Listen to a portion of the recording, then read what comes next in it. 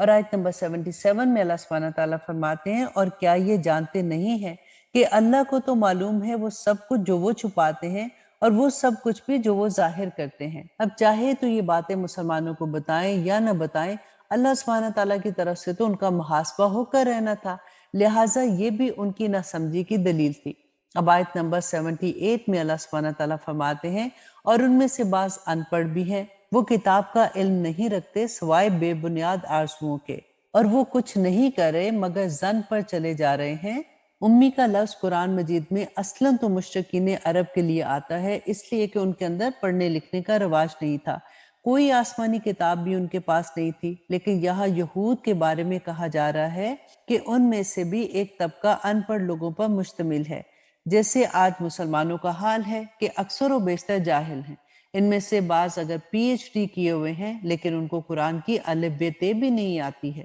چنانچہ آج پڑھے لکھے مسلمانوں کی بھی بہت بڑی کثرت پڑھے لکھے جاہلوں پر مشتمل ہے، جبکہ ہماری اکثریت ویسے ہی بغیر پڑھی لکھی ہے، تو اب انہیں دین کا کیا پتا؟ وہ تو سارا اعتماد کریں گے علماء پر، کوئی بریلوی ہے تو بریلوی علماء پر اعتماد کرے گا، کوئی دیوبند ہے تو دیوبندی علماء پر اعتماد کرے گا، اور کوئی اہل حدیث ہے تو وہ اہل حدیث کے علماء پر ہی اعتبار کرے گا۔ اور اللہ سبحانہ تعالیٰ فرماتے ہیں وہ کتاب کا علم نہیں رکھتے سوائے بے بنیاد آرزوؤں کے۔ ایسے لوگ کتاب سے تو واقف نہیں ہوتے، بس اپنی کچھ خواہشات اور آرزوؤں پر تکیہ کیے ہوئے ہوتے ہیں۔ ان کی خواہشات کا ذکر آگے چل کر بھی آئے گا۔ یہودیوں کو یہ الزام تھا کہ ہم تو اسرائیلی ہیں، ہم اللہ کے محبوب ہیں، ان کے بیٹوں کی ماننے چہیتے بھی ہیں، ہماری تو شفاعت ہو ہی جائے گی، ہمیں تو جہنم میں داخل کیا بھی گیا تو تھوڑے سے عرصے کے لیے اور اس کے بعد ہمیں نکال لیا جائے گا۔ یہ ان کی ویژول تھنکنگ تھی اور انہی بے بنیاد خواہشات اور جھوٹی آرزوؤں کے سہارے جی رہے تھے۔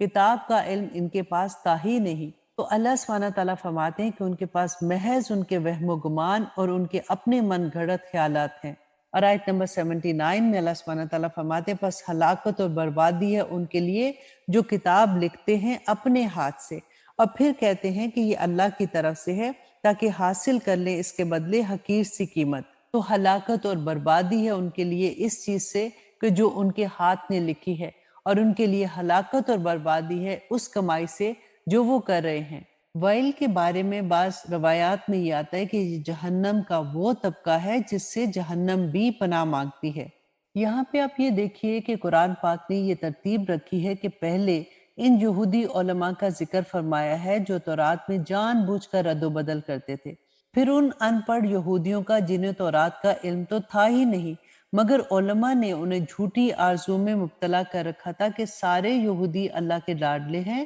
اور وہ ہر صورت جنت میں جائیں گے۔ ان کا سارا علم اس قسم کے گمانوں پر مشتمل تھا، چنانچہ ان کے اس گمان کی بنیادی وجہ علماء کی تحریفات تھی، اس لیے آیت نمبر 96 میں ان کی تباہی کا خاص طور پر ذکر کیا گیا ہے۔ اور آیت نمبر 80 میں اللہ سبحانہ تعالیٰ فرماتے ہیں اور وہ کہتے ہیں ہمیں تو آگ ہرگز نہیں چھوئے گی مگر گنتی کے چند روز، گویا صرف دوسروں کی آنکھ میں دھول جھونکنے کے لیے ہمیں چند دن کی سزا دی جائے گی کہ کوئی اعتراض نہ کرے کہ اللہ سبحانہ تعالیٰ ہمیں تو آگ میں پھینک رہے ہیں اور انہیں آگ میں نہیں پھینکا جا رہا، جبکہ یہ کردار میں ہم سے بھی زیادہ بدتر تھے۔ چنانچہ ان کا منہ بند کرنے کے لیے شاید ہمیں چند دنوں کے لیے اللہ سبحانہ تعالیٰ آگ میں ڈال دیں، پھر فوراً ہمیں نکال دیں گے۔ یہ ان کی خوش فہمی تھی اور یہ اس پہ یقین بھی رکھتے تھے۔ اور اللہ سبحانہ تعالیٰ فرماتے ہیں ان سے کہیے کہ تم نے اللہ سے کوئی عہد لے لیا ہے، کیا تمہارا اللہ سے کوئی قول و قرار ہو گیا ہے کہ اب تمہیں یہ یقین ہے کہ اللہ اپنے عہد کے خلاف نہیں کرے گا،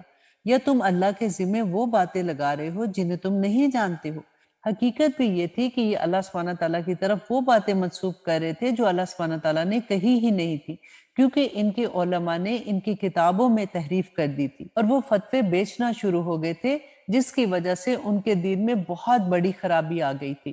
آیت نمبر 81 میں اللہ سبحانہ تعالیٰ فرماتے ہیں کہ کیوں نہیں، جس شخص نے جان بوجھ کر گناہ کمایا اور اس کا گراؤ کر لیا اس کے گناہ نے، بس یہی ہیں آگ والے اور وہ اس میں ہمیشہ رہیں گے۔ بدی کے گھیرے میں لینے کا مطلب یہ ہے کہ وہ کسی ایسے گناہ کا ارتکاب کریں جس کے بعد کوئی نیک عمل آخرت میں کارآمد نہ ہو، اور وہ گناہ کفر اور شرک ہے۔ اور یہاں پر اللہ سبحانہ تعالیٰ نے جو فرمایا کہ گھراؤ کر لیا اس کے گناہوں نے، اس کی مثال ایسے ہی ہے جیسے کہ ایک شخص جو سود خوری سے باز نہیں آ رہا، باقی وہ نماز کا بھی پابند ہے، تہجد بھی پڑھتا ہے، اور اس کے ایک گناہ کی برائی اس کے گرد اس طرح چھا گئی ہے کہ پھر اس کی تمام نیکیاں ختم ہو کر رہ جاتی ہیں۔ ہمارے مفسرین نے یہاں تک لکھا ہے کہ گناہ کے احاطہ کر لینے سے مراد یہ ہے کہ گناہ اس پر ایسا غلبہ کر لیں کہ کوئی جانب ایسی نہ ہو کہ گناہ کا غلبہ نہ ہو، حتیٰ کہ دل سے ایمان بھی رخصت ہو جائے۔ علماء یہاں پہ یہ بیان کرتے ہیں کہ ایک شخص اپنے آپ کو مسلمان تو سمجھتا ہے، لیکن اندر سے اس کے ایمان ایسے ختم ہو جاتا ہے جس طرح کسی دروازے کی چوکھٹ کو دیمک چاٹ جاتی ہے اور اوپر لکڑی کا ایک باریک پتھر نظر آتا ہے، اور باقی وہ اندر سے بالکل کھوکھلی ہو جاتی ہے۔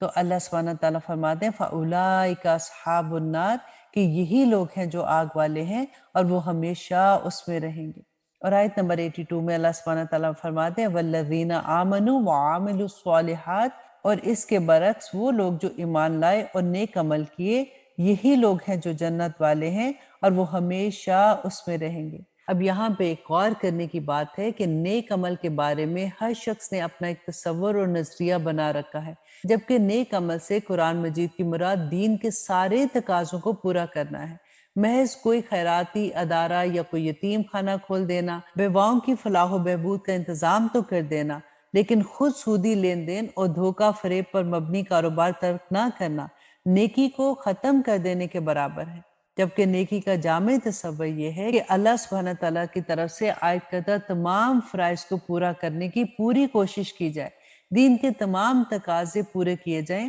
اپنے مال و جان کے ساتھ اللہ سبحانہ تعالیٰ کی راہ میں جہاد و مجاہدہ کیا جائے۔ اللہ سبحانہ تعالیٰ فرماتے ہیں کہ یہی لوگ ہیں جو جنت والے ہیں اور وہ ہمیشہ اس